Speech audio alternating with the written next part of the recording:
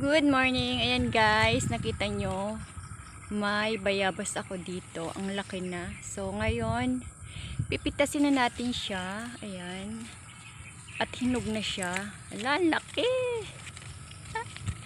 Kakatuwa. First time niyang maghinog na ganito. Ayan.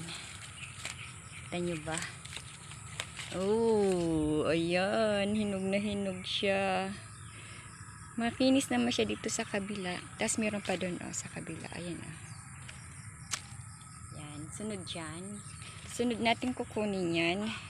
At nakaapak lang ako sa upuan at medyo mataas. Hindi ko maabot.